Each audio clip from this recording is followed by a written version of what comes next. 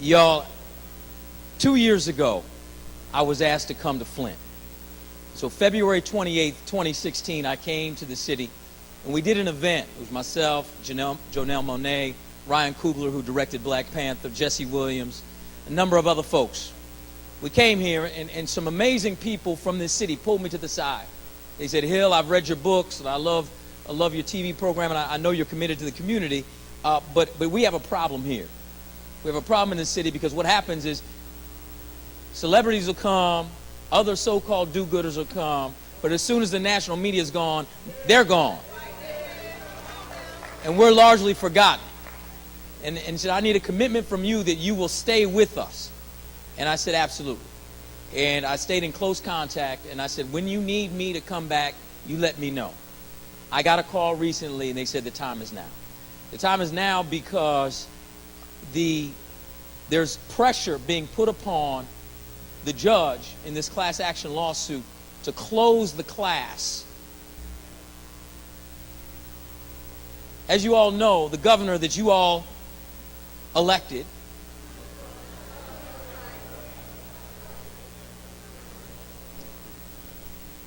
is serving his final term. And it's very important to him to close this out very quietly and quickly. When he becomes a private citizen, he may be very well and should be indicted.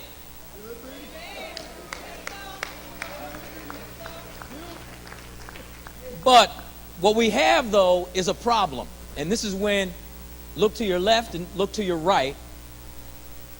And I'm just going to be honest, we are part of this problem. Out of 100,000 eligible individuals that are eligible to sign up for this class action, only 15% have. And what does that mean? It means that when they close the class out, you're going to be left out. And why is that important? It's important because as settlement negotiations happen, it's not just the individual settlement amount that individuals will get as far as being part of the class. It's also negotiating for this community for the future. 6,000 to 12,000 kids were exposed to elevated lead levels. We don't know what's going to happen in their future. We don't know what's going to, but we know that we could have monitoring happen, and if things start going south with those individuals, there'll be money set aside to have facilities in place to help mitigate those problems, right? But if we don't sign up, that's not going to happen. Here's the deal. If you live in the city, or watch this, even if you don't live in the city, you can sign up. The church itself can sign up. What if your grandmother or grandfather worked so hard to own a home, they will the home to you, you've moved away, but because of the water crisis, your home is significantly devalued. You can sign up. There's so much misinformation. Young brother who has a felony said, Hill, I can't sign up. I got a felony on my record. Oh, you can sign up. Felony has nothing to do with this. In fact, if you have an associate or relative or someone who has been affected or has lived here who is currently incarcerated, they can sign up from prison. In fact, they got enough time on their hands to fill the paperwork out.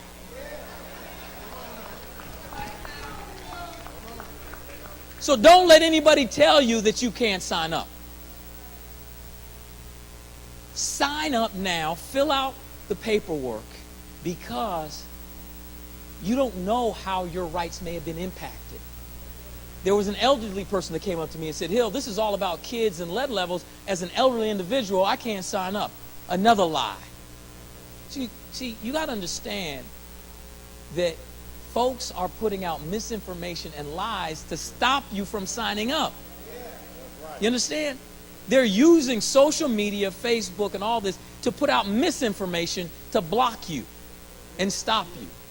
And why am I here? The reason why is if we can't get 80% of the people, that's 80,000 people into this suit.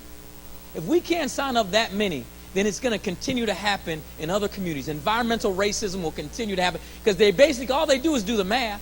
They're like, we can completely injure this community But so few will actually hold us accountable that it doesn't matter. So we'll do it over here and over here and over here and over here. Am I making any kind of sense? So that's why. So at 2 o'clock, we're going to get really deep into these issues over, we're having a convening at the Metropolitan Baptist Tabernacle. And we've brought in food for folk. If you're hungry, go over there now, get some food, and then we're going to have a real discussion, bringing the lawyers up so they can actually speak. Now, I have a Harvard Law School degree, but I play a doctor on TV. So you don't want me to give you the advice. We're going to have folks who are experts in mass tort and class action. And if you cannot make it, we've set up a table in the back. In this form, you're going to see this is a retainer agreement. People take these forms, just like anything else. They take the forms, they go home, and what happens? They lay them down.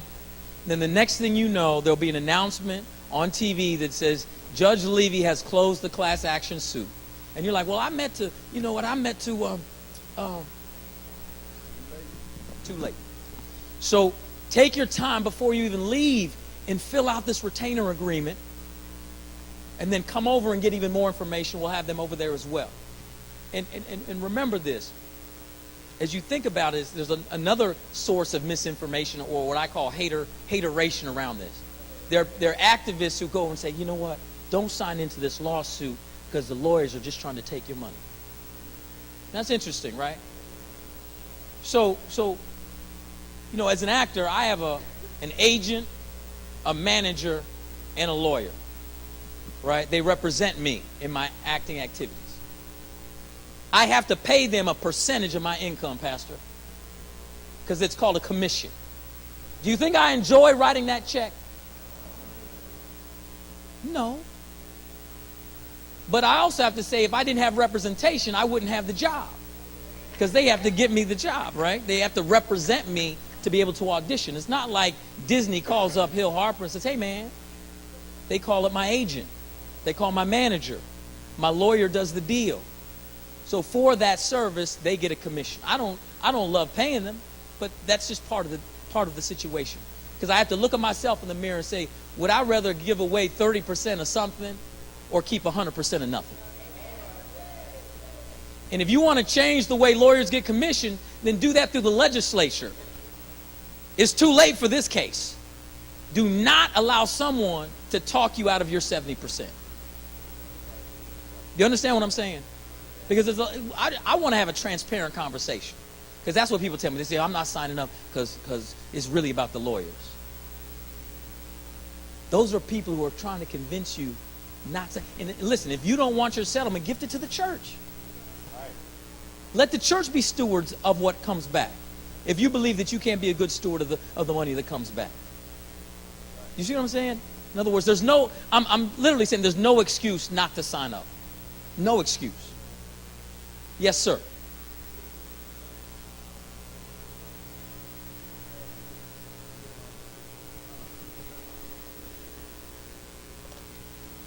Okay, so this is interesting.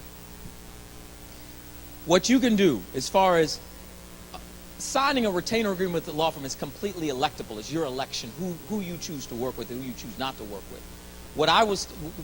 Reason why I was called by many people was they said, Hill, all these lawyers came in, signed us up, and we haven't heard from any of them.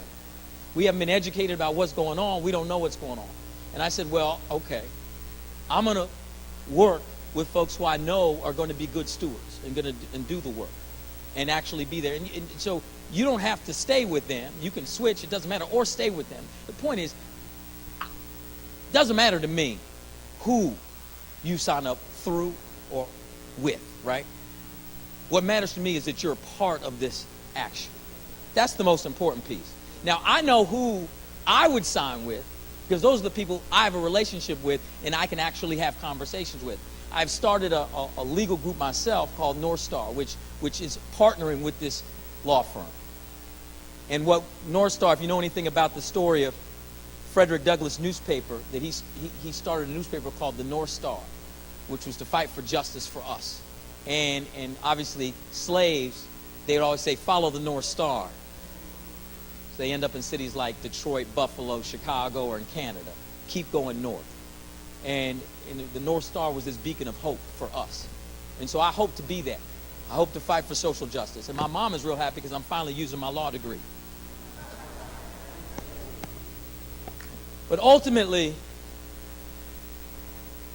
this retainer agreement is for Napoli Skolnick, right? That law firm, who've settled major mass tort cases, experts in the field.